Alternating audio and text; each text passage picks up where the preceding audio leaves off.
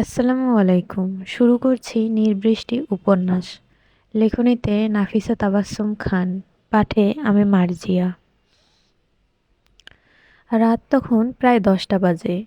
Savar model থানার office কক্ষে নিজস্ব টেবিলের ওপাশে থাকা চেয়ারটায় বসে আছেন ওসি মনিরুল। চেয়ারটা সামান্য পিছনে ঠেলে টেবিলে পা তুলে বসে আছেন ক্লান্ত ভঙ্গিতে, হাতে আধ খাওয়া সিগারেট। ঠিক তার পাশেই দাঁড়িয়ে আছে কনস্টেবল মারুফ। কাঁচা ঘুমে তার দু চোখ লাল হয়ে আছে, তবে হাতে গরম চায়ের কাপ নিয়ে সটান দাঁড়িয়ে থাকতে হচ্ছে। ওসি মনিরুল হঠাৎ কী ভেবে যেন বলে ওঠেন, নতুন এএসপি সম্পর্কে কি কিছু জানতে পেরেছো মারুফ? সজাগ স্বরে সঙ্গে সঙ্গে কনস্টেবল জবাব দেয়, আমার কানে এসেছে আজ দুপুরে নাকি উনি আশুলিয়া থানায় গিয়ে বিভিন্ন ফাইলপত্র চেক করছিলেন। কেউই কিছু জানতো না। থানায় নাকি একটা থমথমে পরিবেশ সৃষ্টি হয়েছিল। ওসি মনিরুল বিরক্তি নিয়ে বলে, এত বছর ধরে চাকরি করছি, কোনো সার্কেল অফিসারকে এত খুঁটিনাটি নিয়ে ঘাটাঘাটি করতে দেখিনি।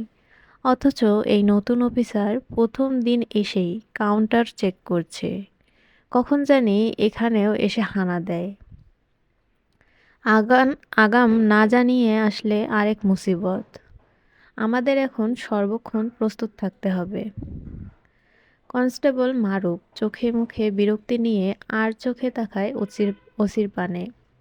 টেবিলের উপর এক ঠ্যাং তুলে রেখে এত সতর্কবাণী আওড়ালে কোনো লাভ আছে? আল্লাহ না করুক এএসপি যদি এখনই এসে থানায় হাজির হয়। ওসি মনিরুল এর মাঝেই প্রশ্ন করে বসেন, অফিসারের নামটা যেন কি? ঠিক সেই মুহূর্তে অফিস কক্ষের দরজা ঠেলে প্রবেশ করে এক যুবক। পরনে তার একটা ছাই রঙা শার্ট এবং কালো প্যান্ট। শার্টটা ভদ্রলোকের মতো প্যান্টের ভেতরে টাক ইন করে রাখা। লোকটার বয়সটা বোধহয় 30-এর ঘরে হয়তো। ওসিকে পরখ করে নিয়ে রাশভারী স্বরটা প্রশ্ন করে, ওসি মনিরুল? মনিরুল বিরক্তি নিয়ে প্রশ্ন করে, কে? পরিচয় কি? কি চাই?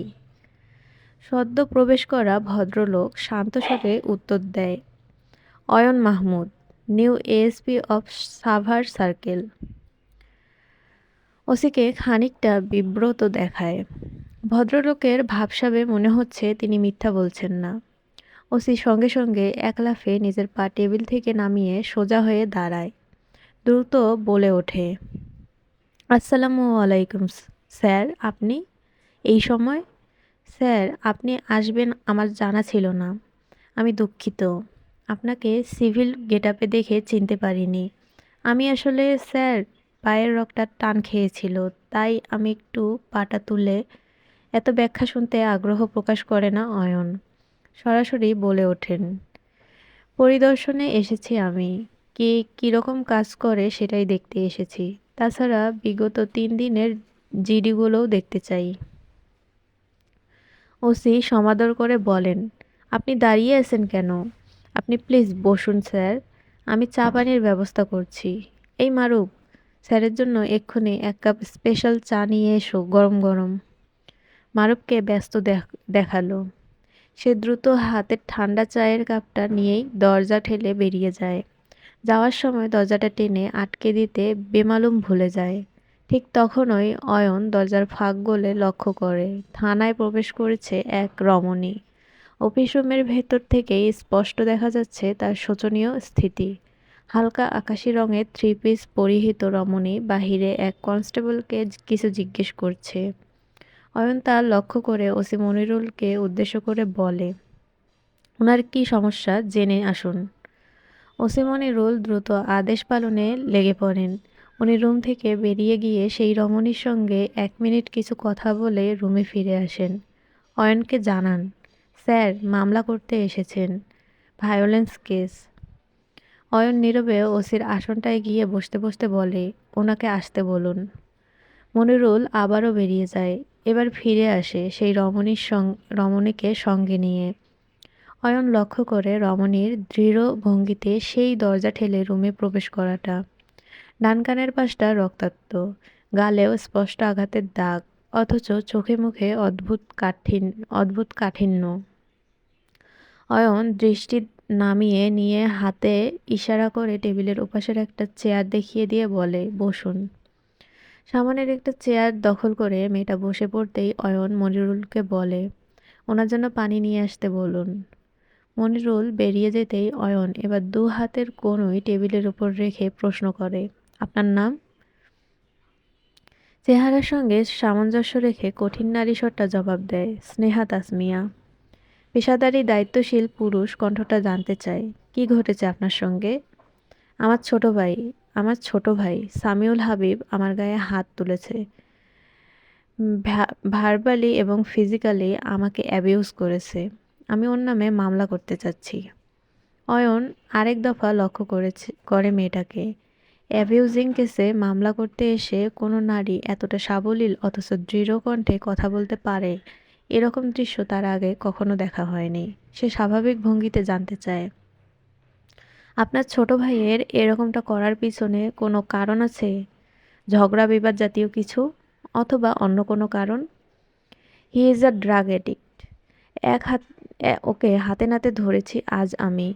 বাসায় সকলের সামনে এক্সপোজ করেছি ওকে। সেই সঙ্গে জানিয়েছি ওকে যেন রিহ্যাবে পাঠানো হয়। একজন নেশাখোরের সঙ্গে একই বাসায় থাকতে আমার ঘোর আপত্তি আছে। রিহ্যাবে পাঠানোর কথা বলতে বিকারগ্রস্ততা খেপে বিকারগ্রস্তটা খেপেছে। হুঁশ হারিয়ে হি অ্যাটাকড মি। প্রথমে গলা চেপে ধরে শ্বাসরোধের চেষ্টা করেছে। ওকে ধাক্কা দিয়ে সরিয়ে দেওয়ায় রেগে গিয়ে আবারও আমাকে অ্যাটাক করে। এলোমেলো ভঙ্গিতে অগণিত আঘাত করে আমাকে। সেই সঙ্গে বিভিন্ন অশ্রাব্য কথাবার্তা বলতে থাকে। ও যে ড্রাগ এডিক্ট সেটা ডোপ টেস্ট করলে প্রমাণ পেয়ে যাবেন, এবং আমাকে করা ফিজিক্যালি অ্যাবিউজের প্রমাণ আপনার সামনেই আছে। আর কিছু জানার আছে আপনার? কাটকাট ভঙ্গিতে বলা কথাগুলো এবং শেষে পাল্টা ছুড়ে দেওয়া প্রশ্নের ভঙ্গিমাটা অয়নের পুরোপুরি মনোযোগ আকর্ষণ করে এবার। সে কিছু বলার পূর্বেই ওসি মনিরুল কনস্টেবল মারুফের সঙ্গে রুমে প্রবেশ করে। কনস্টেবলের হাতে একটা ট্রে। সে দ্রুত অয়নের পাশে এসে দাঁড়িয়ে গরম ধোয়া ওঠা চায়ের কাপটা টেবিলে রাখলো। সঙ্গে রাখলো বিস্কুটের একটা প্যাকেট। সঙ্গে আনা এক গ্লাস পানিটা স্নেহার সামনে রাখলো। মনে মনে অয়ন কিছুটা বিরক্ত বোধ করলো। সে এসব খাতির আপ্যায়নের ফরমায়েশ করেনি। উপরন্তু নিজ সমস্যা নিয়ে উপস্থিত নারীর সামনে এরকম আপ্যায়ন পাওয়াটা তার অস্বস্তির কারণ হলো। নিজের বিরক্তিটা চেপে গিয়ে অয়ন স্নেহাকে উদ্দেশ্য করে বলল, আপনি প্লিজ পানি খেয়ে নিন। স্নেহা স্পষ্ট বলে, নো থ্যাঙ্কস।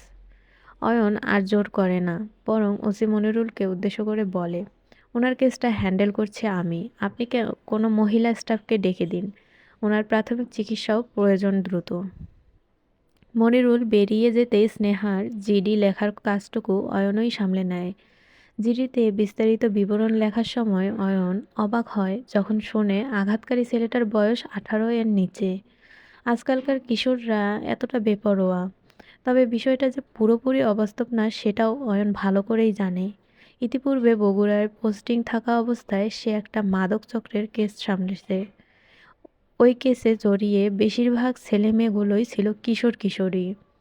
অয়নের বুক থেকে সরি অয়নের বুক থেকে দীর্ঘশ্বাস বেরিয়ে আসে। নিজেকে শেষ করে দেওয়ার এই পথে হেঁটে এরা কি মজাটা পায় কে জানে। জিডি লেখা শেষে অয়ন ফাইলটা এবং হাতের কলমটা স্নেহার দিকে এগিয়ে দেয়।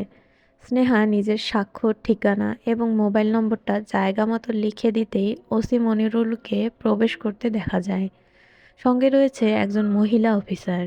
অয়ন এবার স্নেহাকে উদ্দেশ্য করে বলে, আপনি আপনি ওনার সঙ্গে হসপিটালে যান, দ্রুত ফার্স্ট এইড করান। ডক্টরের দেওয়া মেডিকেল ডকুমেন্টগুলো নিজের সঙ্গে রাখবেন।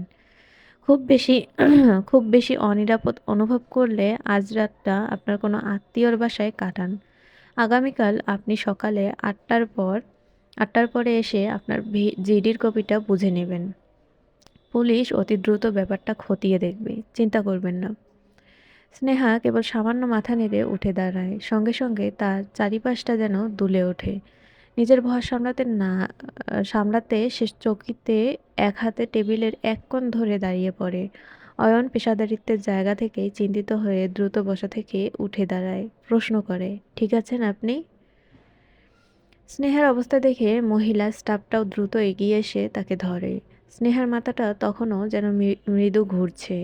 তার মনে পড়ে যায় গতরাতের ঘটনার পর আজ সকালে সে বাসায় নাস্তা করেনি, ক্যাম্পাসে গিয়েও নাস্তা করার সুযোগ পায়নি। লাঞ্চ টাইমে লাইব্রেরি ঘুরে কিছু নোটস ফটোকপি করানোর কারণেও দুপুরের খাওয়ার সুযোগ পায়নি। অতঃপর রাতে বাসায় ফিরে তো সে বসার সুযোগটুকুও পেল না। সবকিছু মিলিয়ে কি দাঁড়ালো? গতরাত থেকে স্নেহা অভুক্ত আছে।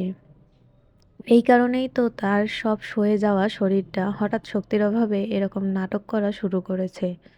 স্নেহা সামান্য মাথা নেড়ে বলে, ঠিক আছি। অয়নের তবুও স্নেহার শরীরের হাবভাব সুবিধার মনে হয় না। সে হাতঘড়িটা দেখে নিয়ে মনিরুলকে বলে, গাড়ি বের করতে বলুন, আমিও ওনার সঙ্গে যাচ্ছি। বাইক সঙ্গে নিয়ে এসেছিলাম, সেটা বাহিরে রইল। কাল বিকালে এসে আজকের অসমাপ্ত কাজটুকু দেখব। সব জিডিগুলোর ফাইল রেডি রাখবেন। কথাটুকু বলেই অয়ন মহিলা অফিসার ফাতিমাকে উদ্দেশ্য করে বলে, ওনাকে নিয়ে চলুন।